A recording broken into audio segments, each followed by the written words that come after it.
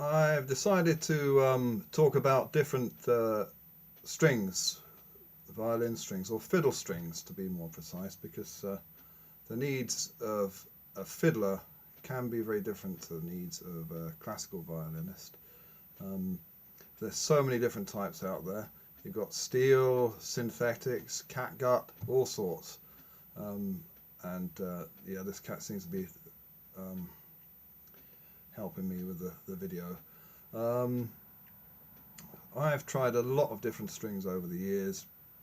I have some that I like and some that I don't. None of them are perfect, um, but we'll see. I'll talk through a few of them.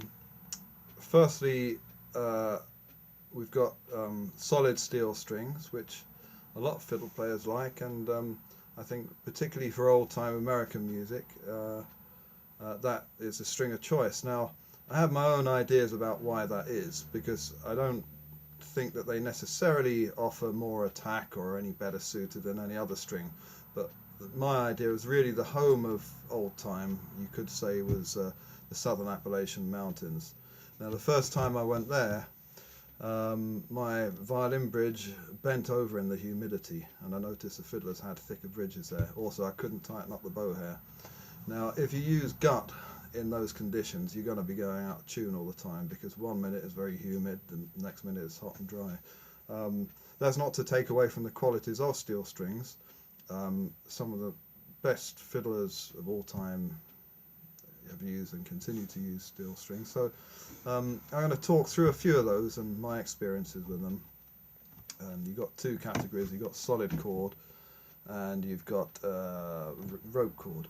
So let's start with the solid chord ones. There's a few of them. Probably the most popular solid chord string for fiddle is made by Prim. It's a Swedish company, all steel, and they're pretty good strings. I found on any of the instruments I've ever owned, I've got one good instrument at the moment and one not so good, and out of the different fiddles that I've owned, they haven't suited me. For me, the sound is squawky and harsh. Having said that, I did try a very fine handmade new violin recently with Prim strings, and it was wonderful, almost played itself. When I did try them, I preferred the heavy gauge. I thought they sounded a lot richer and warmer than the standard medium gauge. The only problem with them was that after a couple of weeks they went dead. Now, I don't think that's a string. I think it's more that the extra tension on the violin made it clamp up. But that's Prim. Love 'em or hate 'em, that's the most popular old-time violin string. Next up on the list, we got Tomastic Precision. Tomastic are one of the main string makers, and they're pretty good string. I used them for a while on one of my instruments, and I thought they were rich, warm sounding, a little on the two-dimensional side. I play a lot of different styles of music within fiddle, and then for my own pleasure dabble with trying to play classical and all sorts, so I need something that's three-dimensional that covers everything. But Precision, they're good, and for the price, not bad. You know, I guess they're about 40 quid, same as Prim. If you're not happy with Prim but like steel strings, give them a try. I did try the light gauge string as well as the medium gauge. I prefer the medium because the light gauge ones, which some online discussions were raving about, fiddlers, they just, for me, they sounded too tinny, too hard-edged, and they just weren't for me. Every instrument prefers a different string. This is the other thing, you know. Some instruments can take more pressure. My one at the moment, I think it likes less tension. But the one that I had the light gauge of these on, it didn't work. Now we come to my favourite of the steel chord violin strings. It's Parastro Chrome Core. They're endorsed by the great Cape Breton fiddler Natalie McMaster. Good string.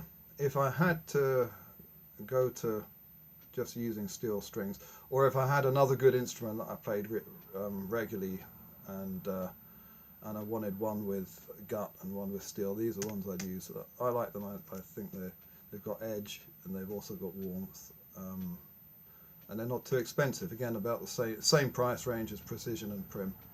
Good string.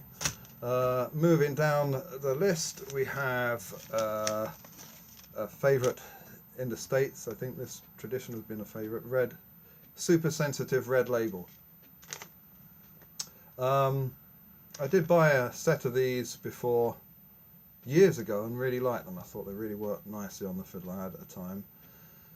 More recently I tried them and I found them hard to settle in, and I didn't like the scratchiness of them, so they're not for me. But again, over the years a lot of people have used them. I'm told that Yehudi Menuhin endorsed them. Whether that's true or not, I don't know. I'm also told that he used steel strings because he was a vegetarian, and that he was playing before synthetics came out. Whether that's true, I don't know, but yeah, super sensitive, quite cheap string. Along the same lines as super sensitive, old fiddler, which I didn't like either. Squawky, but they might work for some instruments. Some people might like them. Cheap and cheerful. Onto the rope cord. Now, rope cord, they're not single steel, not a single strand of steel wrapped with aluminium or silver.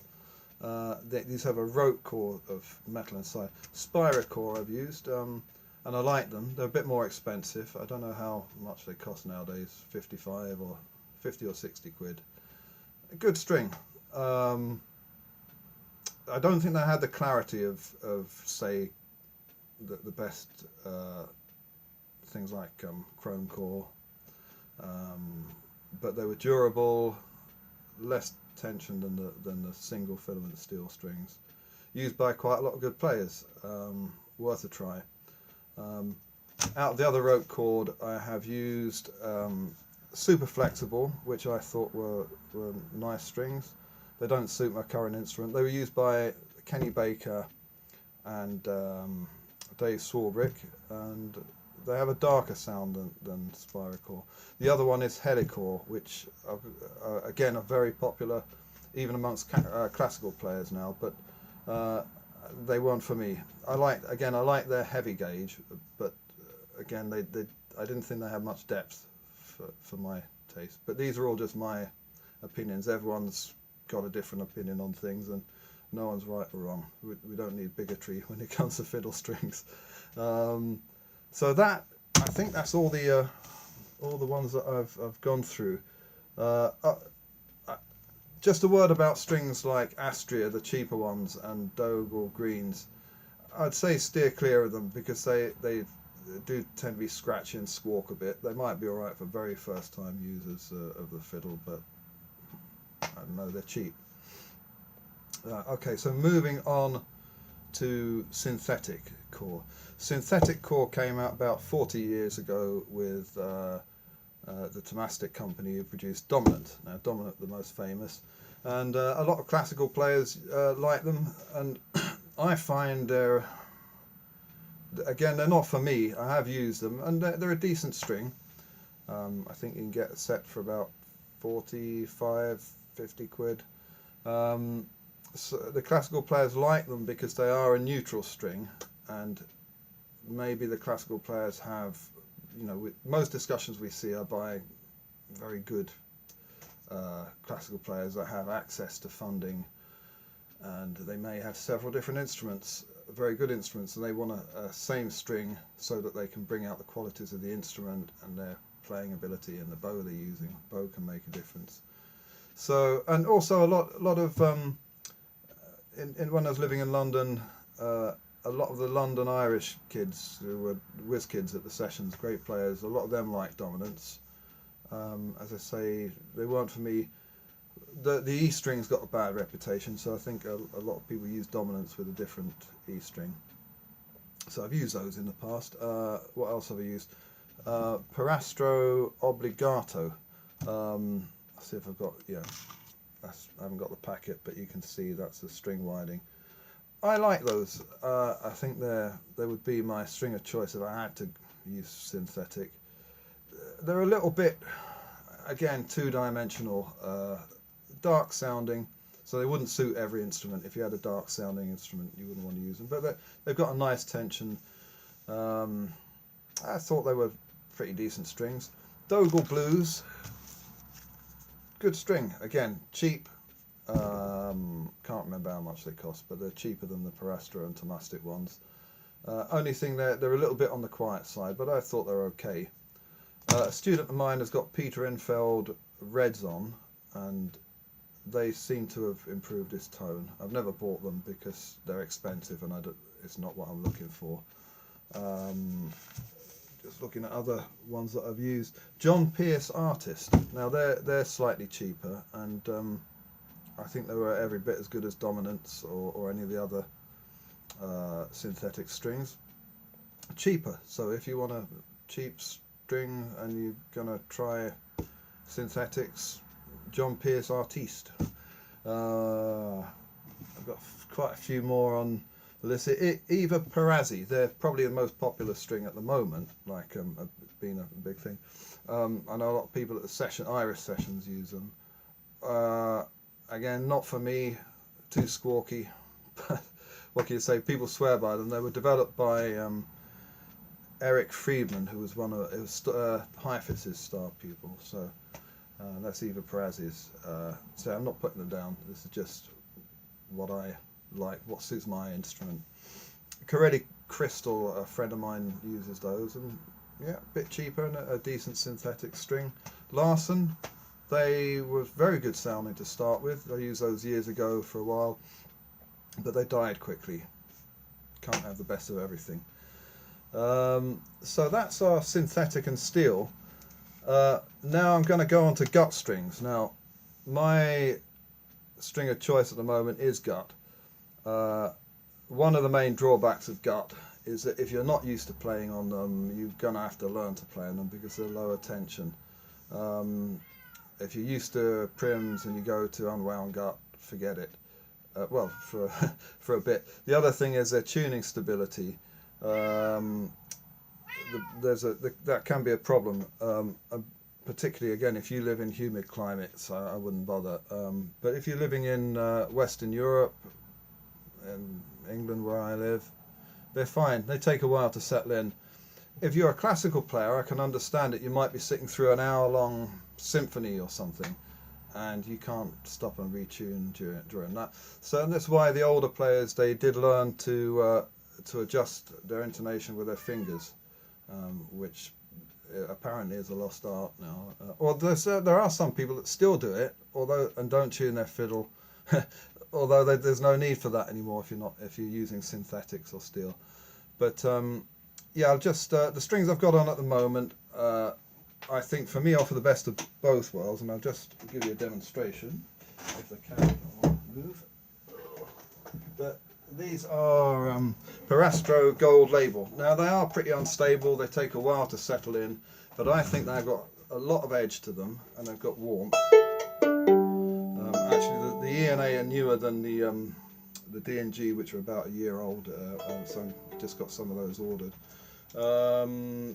I play Irish, Scottish, English, old-time American, you name it, anything I want to play. Dabble with jazz and classical, and these I find have an edge to them, so I'll give you a demonstration.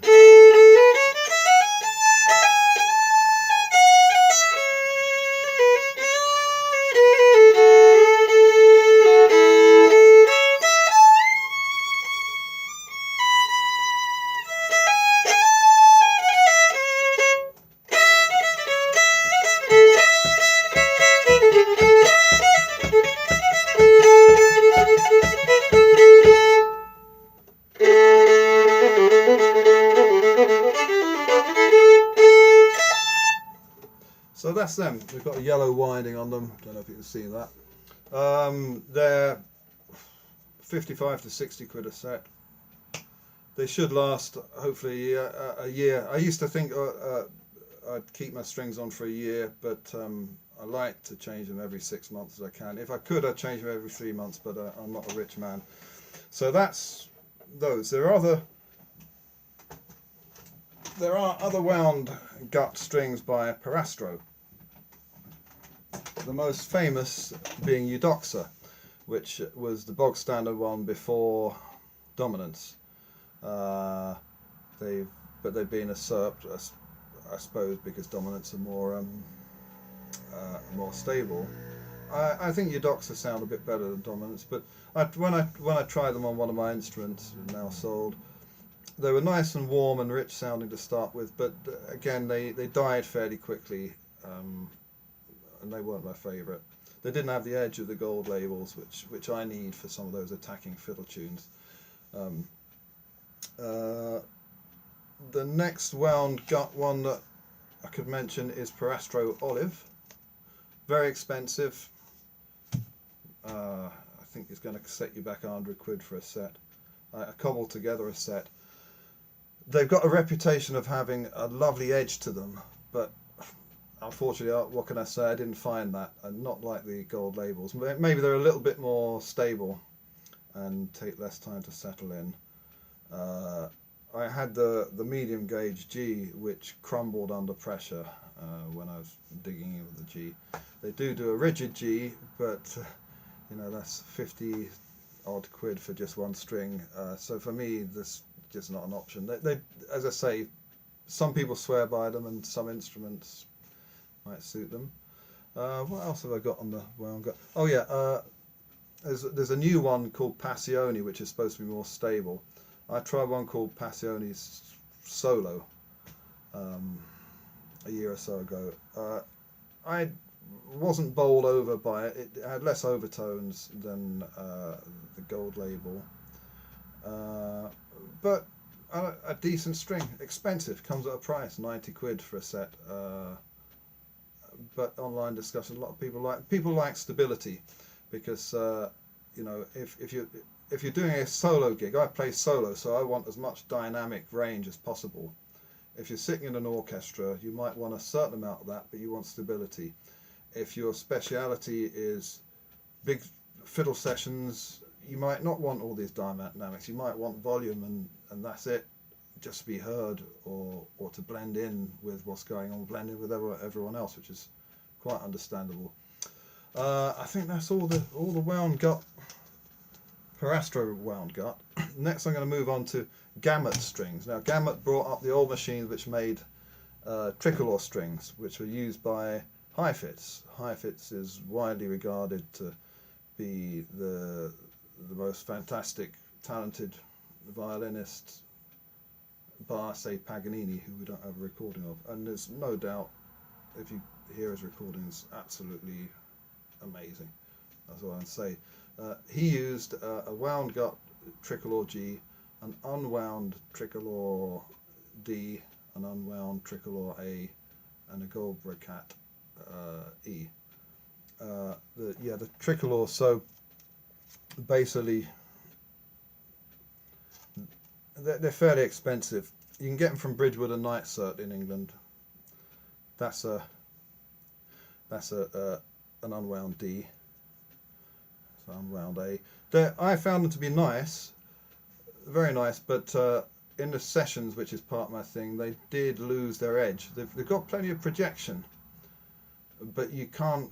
But that won't come over if you're playing with a load of other fiddles with either Pratzes on. It's fine if you're in a ensemble and it's just you on fiddle, or you're playing solo. I thought they were good. I like the medium gauge. I tried both the unwound D and the wound D. Both good. I think I prefer the unwound D because, contrary to what people think, unwound gut is brighter than wound gut to some degree. I used the here's a wound D, and they're wound round, which I think gives a little bit more of a bite. I didn't like the heavy gauge so much. I don't think I did on one of my instruments, because they sounded a bit muddy or something. And that's them. The other wound gut string that I've used is Lenzner. Now, you have to order them from, they're a bit cheaper even than gold label, but you have to order them from Germany if you live in the UK, and the thing, because no shops stock them, and the delivery price brings them up to the same or more expensive than a set of gold labels. Now, I thought they were a great string. The silver wound G, brilliant. The aluminium wound D sounded good, but you could not keep the bugger in tune at all. It was just too much for me, so that was its drawback. I did try their unwound gut D, but it didn't sound as good. So that's Lenzner. You know, give them a try if you're into gut. I think they're a good string. It was just the D string was a problem for me. They so that's about gut strings. There is one. I did try an unwound gut E. I'm going to move on to special E's and A strings now. This is by Damian Glugalecki, his string maker in America. I've got to say, this was superb. He makes his gut strings out of beef gut rather than sheep gut, which is kind of a bit stiffer and maybe has a bit more edge, but maybe not as much dynamic. I don't know. I haven't used a full set of strings of his because as far as experimenting goes, they're expensive, and I think that it wasn't going to be worth my while. But if I was going to come to it afresh and try all unwound gut, and I had the money, I'd try Damian Glugalecki. Again, you can order them from Bridgewood and Micert.